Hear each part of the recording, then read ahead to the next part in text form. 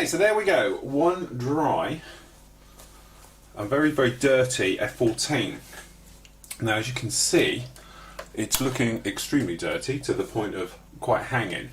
Okay, now as we know with the wash, if you've seen it before, you'll know how this works. Basically, with the wash itself, because it's clay-based, all you're doing is rehydrating the surface. Okay, it turns back to a liquid and you wipe away. Now, depending on the surface you've just put this onto, depends on how much you can wipe away. As we said before, if it was a glossy surface, okay, it will just wipe away. You won't even need to moisten the cloth. To demonstrate, if we just polish an area here, I know for a fact, we did this because I did this as a bit of a demo, but you might be able to see on this wing, okay, we've got this here, alright, this area here wiped away. This here is caught in the surface texture. Now that's great if you want extra grimy, okay, and that type of area, but obviously we don't want it that grimy. But if you were doing something else, perhaps ships, armour, buildings, things like that, you might want that type of dirty texture, okay, but for our point we don't. So we're going to moisten the cloth, so I lick it, okay, circular motions, and we just rub it. Now if you just do a very light rub, you can leave a lot of this grime behind still, down like here.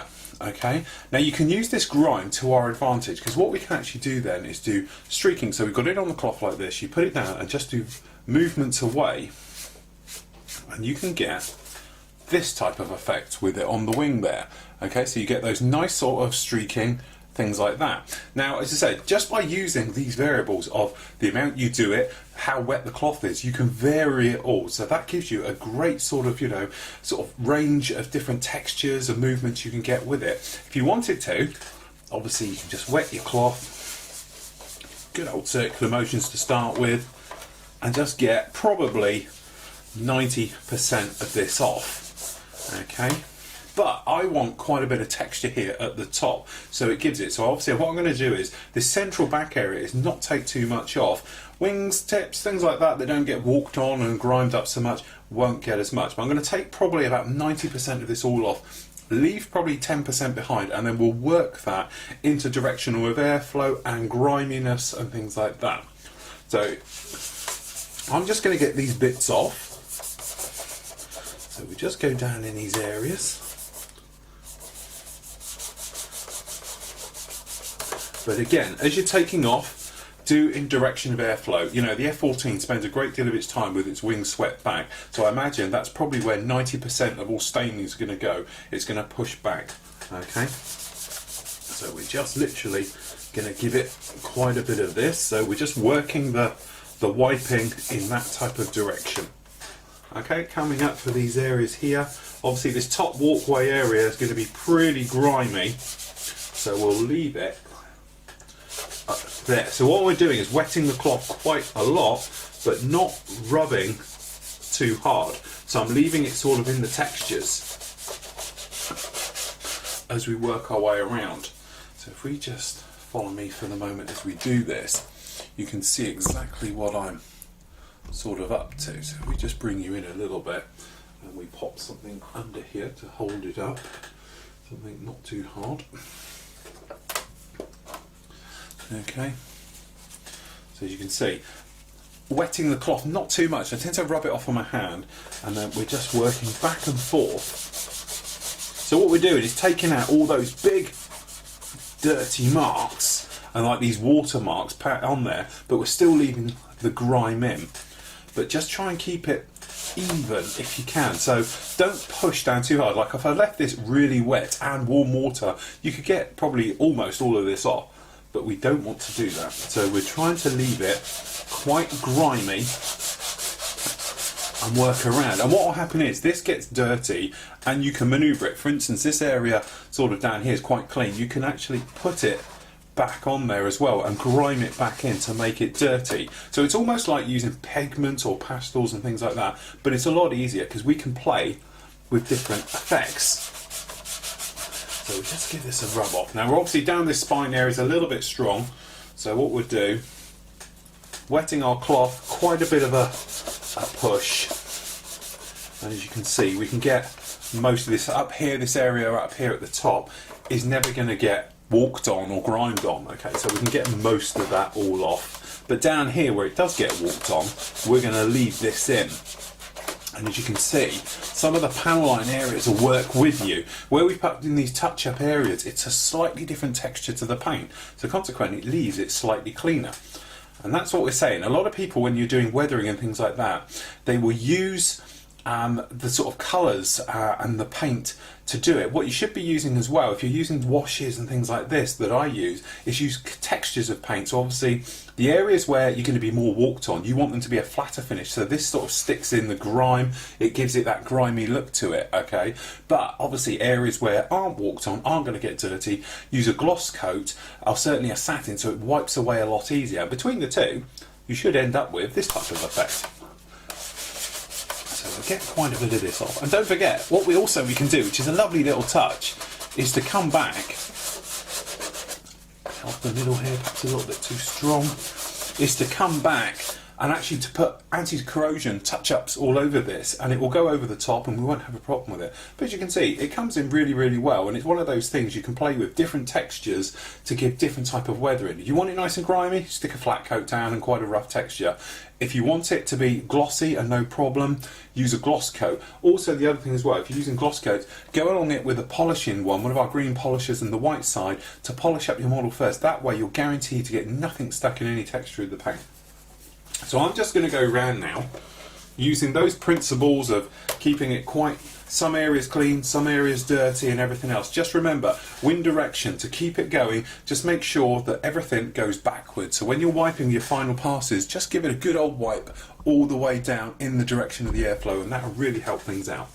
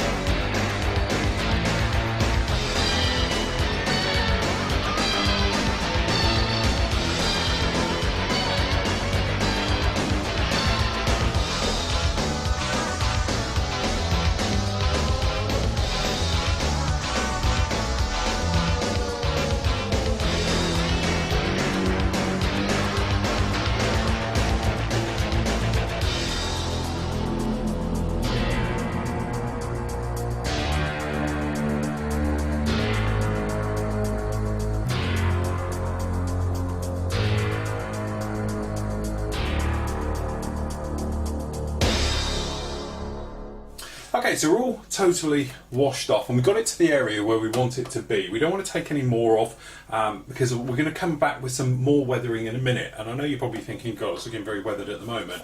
There's a few other little areas we can do to it. But you can probably see on the underside, it's pretty much in there. We don't want to go too over the top. The top side's got that grime on the top, so I'm trying to sort of recreate the sort of walkway area that the actual Tomcat gets. Now, if you wanted to, you could knock that back a little bit, as we were saying, by rubbing some more off. But we're going to actually come back with a little bit of pigment just here and there. I'm not going to need as much pigment originally. I was going to put this down, what you can see here, all this grime and dirt and yuck on the top. I was actually going to do that with pigments, but because I've just put it in with a wash, I won't need as much as we were going to do. But if you wanted to be a bit sort of safer, obviously you could do it in the next stage as pigments.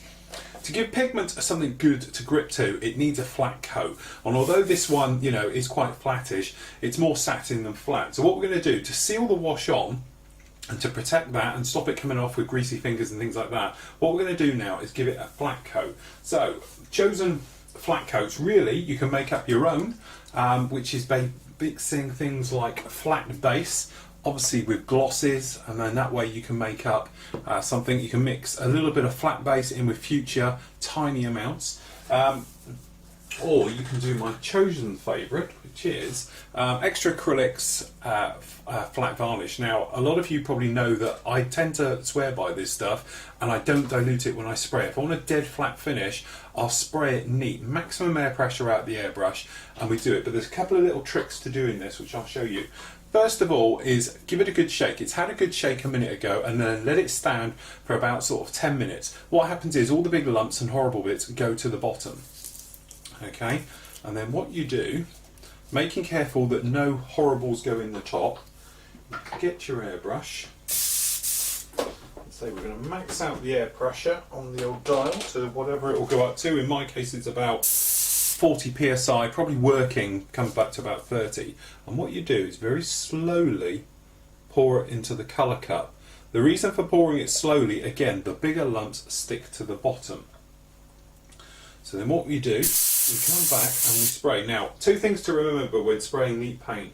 Firstly, build up on the end of the needle is very, very fast, okay? So you want to keep an eye to making sure. If you get build up, you're going to get spitting. You get spitting, spraying flat like this, you're going to get white spots all over your model. Secondly, it's just nice light passes, okay? So there we go, putting it down.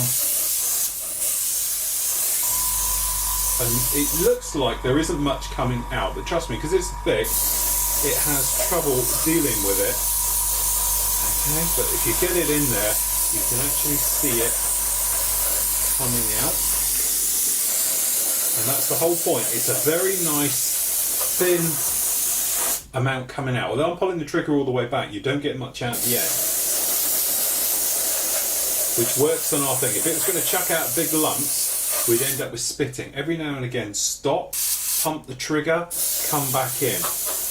Okay, and just gently building up.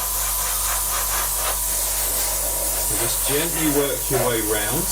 Now, if you wanted to do this on a bit of a thinner coat, you can thin this down, but do it from further away. That way it's drying on the way to the model, and it'll give you a rougher finish when it gets on there. I know a lot of people are horrified when they see me do this, and they're thinking, you know, how is it actually coming out? But trust me, it doesn't come out much of it, but already we've got a tiny little build up in the bottom of the needle, so we just chisel all that off with my fingernail, being careful not to bend the needle itself. So I'm just going to continue to flat coat this all over.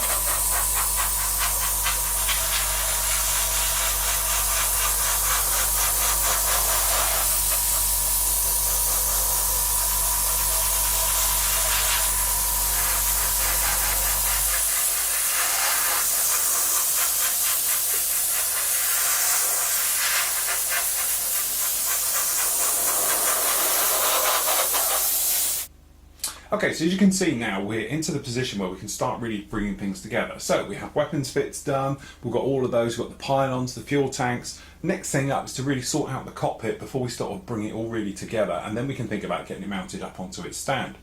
Now the thing is, you can see here, we have the very nice, very, very clear canopy. Unmask that, scratch free, everything else. We spoke about it briefly. We've got a tiny little cut down here which is really annoying. You can probably see it catching in the light there. That's a misscribe from me. I was cutting it along and I slipped. And the thing is, with all clear parts, we know once you've done something, it's really hard to get rid of it. It's very annoying, but luckily for me, I think that when we get to the position of having it mounted up, we're not going to really notice it. So, moment of truth, and I've deliberately left this to last because I hate this, is unmasking this front bit. Everything's had a flat coat to kill it down, it's already handleable now and everything else, and to be honest, I went off to a show to show you how we were doing yesterday and got rather wet on the way out of the show. It was completely covered in water. Lucky to say, a quick wipe around with a paper towel and a dry off and it's absolutely fine. But now comes the moment of truth, he says, looking for his knife. Okay, so what we'll do is we'll just bring this camera in just a little bit closer so you can see. Okay, so what we're going to do now is unmask this front section. So we'll start with the side. So all we're going to do is slip a little blade in there. Now if you've been doing this with lots of filler and things, what you can do is scribe it first. And by scribing it, we literally just put the blade in and cut around it. So we're just very lightly peeling this off, and what we're hoping is very little overspray down in there. Now we have got a tiny amount, but I would say we'll show you all that in a moment. Off with the front one as well. So we're just trying to lift a tiny corner so we can get the blade underneath it. So again, and we're happy to say the front one there is completely free. So we've got this last one. I'll try and do this freehand whilst holding it, which is never a good trick to do because it normally doesn't come off. You just unpeel this, and there we have our cockpit unmasked, very nice and clear. We've got a tiniest amount of overspray. If we hold this round, you might be able to see at the top on this edge just up here. Now I don't know how well the camera is going to show this, but what I'm going to do is I'll just show you how you get rid of it. Now what we try and do, so it's going to be one of those angles, it's going to be a real pain to work with and show at the same time. What we do, we take a standard cocktail stick, something like this, okay? What I'm going to do with my teeth is just nibble the end to make a flat type of spatula, okay? Just to flatten it off a little bit, okay? And then wet it. And being wood, the spit, for want of a better word, gets absorbed into the wood. And that way, when we come in with his, we can poke it down on the inside and rub. And you'll notice it should get away and wipe it all away very easy. Now if you've ever had overspray on anything acrylic-y, you'll know this works an absolute charm.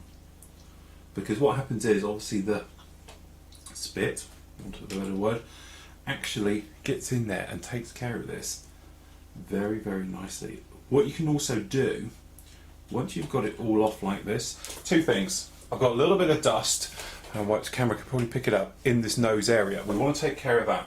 First things first, air, just air, okay? Make sure there's no paint in here when you push go. But we're just going to flick that in and try and get that in there to blow all the bigger bits out. Small bits, we're not going to be able to get those out. But then what you can do, if you've got microfiber brushes, to be honest, I haven't got any, but normally you would poke them in now and you can get it all in there and just give it a good wipe away. Another way, clean brush, obviously making sure you're clean, but we can just get in there like that, just give it a gentle dust around.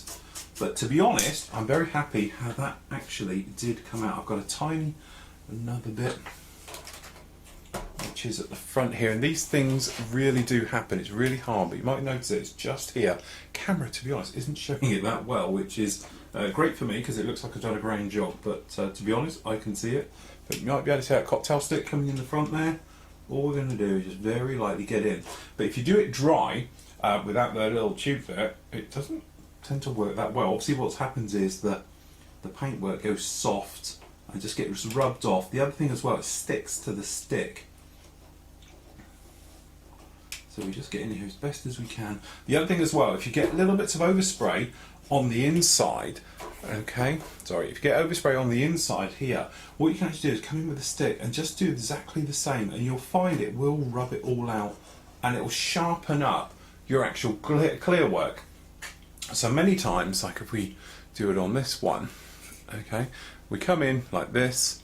Alright, if I just move this camera out a little bit because we are a little bit too close. But we come in like this. What we can actually do, if you've got a little bit of overspray, you just come in, again wetting the cloth, and just give it a scrape with a cocktail stick. You'll find it will come off. Perfect with acrylics. Enamels, not so easy. You're going to have to get in there and really chisel it. But with acrylics like this, we can just get in. Good example, got one just here. Okay, we're just going to scrape that out to improve the finish. And that's all it is. We're literally just trying to take out any little nicks. Okay, and there we go. They're all absolutely lovely. So, moment of truth. We come along with our cockpit top. We put it on, and we're hoping for a rounding, clear, nice, crystal canopy. Now the other thing a lot of people talk about is this front area up here has blue tinges and green tinges. Thing to remember, it's not coloured glass, it's armoured glass. Okay, now armoured glass is laminated, so what happens is just light particles getting trapped in between gives you those green hues and blue hues. Two ways of doing that. One, leave it, don't worry about it, because at some angles you won't see them anyway. Secondly, the way to do it is just to run some clear green and blue paint in there, okay, using the clear range. We spoke about this on other builds before. It's one of those areas where I won't do it now, we're going to do it near the end and we'll come back to it, purely because if you put your finger in it, it is completely a one-way trip. So it's one of those jobs you want to do, one of the last ones when you've got aerials on, things like that. So when it's sat there, you're not going to touch it for a couple of days for it to go off, because it's gloss, and obviously if you put a fingerprint in it, you're going to ruin a clear part. So we will come back to doing that a little bit later on. So what we're going to do now is, over here I have just all done the seats, and as you can see here, alright, we've got the seats all done just down here. So what we're going to do is just pop these off. I've just painted the cushions green. This is the green I used was XF26, which is, they call their deep green. It has that type of well, this type of green really. It's one of those colours you see on grow bags, commonly known as flying suits, things like that. Okay, so what we've got here is the normal seats. They've got to go on. So we've got placards to go on. There's some of the decals, and we can get them installed. But first of all, we need to weather them up, like everything we've done on this kit before. So what we're going to do is take a flat brush, give it a good old clean out.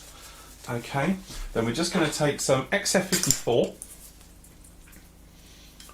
and then just taking, to be honest, this is the end of a bottle, a tiny bit on the brush. Okay, and then all we've got here, we're just going to scrunch out, okay, and squeezing in to make it go in, and then dry brush onto kitchen towel just like so. And then we're just going to take our seats, okay, like this, and all we're going to do is dry brush. Very light passes all over the seat, because all we're trying to do is just give it a bit of a raised look, a little bit worn. It'll make it, just give it that dusty look, and everything else. So we just go around the backs, tops, sides, fronts, bottoms, absolutely everywhere. Okay, and when you compare it to the other one, you can see how good of a job it does. We just bring this one in a bit. As you can see on the seats here, we've got nice worn to the rear and flat, so it is worth doing it. It's one of those 2-minute jobs which really does show up well. Obviously, the less paint you've got on your paintbrush, the more you can push down. When you're starting it, literally just give it a light rub, okay, very, very light. That way you'll get quite a bit of paint off. When the paint starts to wear out, then you can start getting in there harder passes to really bring it to life and show your decal you're marking through. Now I say we've got decals which are going to go on here, which are going to be placards, and obviously we've got pilot figures that are going to go on this as well. So really this is just for the moment. We're going to use it as well on the seat cushions, just to make them look a little bit older, give them some edges. But, you know, as I say, this is just one of those things to show rather than we actually will do, because by the time we get some crew sats on it, it's going to be pretty much irrelevant. Now, crew painting has never been my strong point, but we will be having a go at that, as again, a little bit later on when we get near to the final stages. As I said, painting figures is an art form all of its own. So really what we're trying to do here is just show you how it goes. There's that one. And the back cushion. And there we go. One seat, just like that. So we're going to get that deckled up. We're going to get it further weathered up, perhaps with a little bit of a wash, okay? And then a little bit later on, we get the crew figures fitted onto it. Then we can get it installed and moved through. So I'm just going to get those bits done, and then we can get on and start putting on a few of the little glass areas, clear parts, things like that. Okay, so there's a few little jobs we need to get on with, which are quite handy ones to get out of the way now, whilst things are just drying. To start with, we've got the lights. Now, we've got them all here. As you can probably see, we've pre-painted them on the sprue. So just going through the call outs, we've basically got here, number 1 is going to be red, number 2 green, and then 3 and 4 as it follows through. And then obviously we've got the wingtip ones, number 8 and 10. They're done as well. 6 and 7 are the ones that go on top of the tails, and then obviously, quite frankly, they're both red, so we don't have to worry about them. Thing is, what we want to do now is let those totally dry off. Okay, by letting them totally dry off now, it'll just make things a lot easier when we got to fit them on a little bit later on. So we just poke them out of the way. As they're drying, a few little things we've done. We've installed the underside part for the canopy inside here, which you can probably see if we can get rid of some of those nasty reflections. You can see in there, we've dry brushed it just to put it together. Thing is with that, when this fits on, what it'll do is give it a little bit of rigidity and it'll help lock it down. We've popped the seats in. We've also put in the a couple other little details which I'll get closer up. Obviously the control grips, things like that, they've been installed. But what this was a test to make sure it all fits in there and goes in, lines up. We've still got the room. The canopy itself, naturally, as we spoke about before, wants to sit slightly in. It needs to come out a little bit. Remember, don't force it. Clear parts cracking, bad news. So we don't want to do that. But what we want to do is basically nudge it slightly into shape. Then you've got the option. Do you want to glue the canopy down or leave it as a loose fit? Personally, I'm going to have it as a sort of loose fit. That way, if we ever get a loose part inside, because I intend to take this one to shows and things like that, it'll be an easy fix. But somehow we need to lock that in.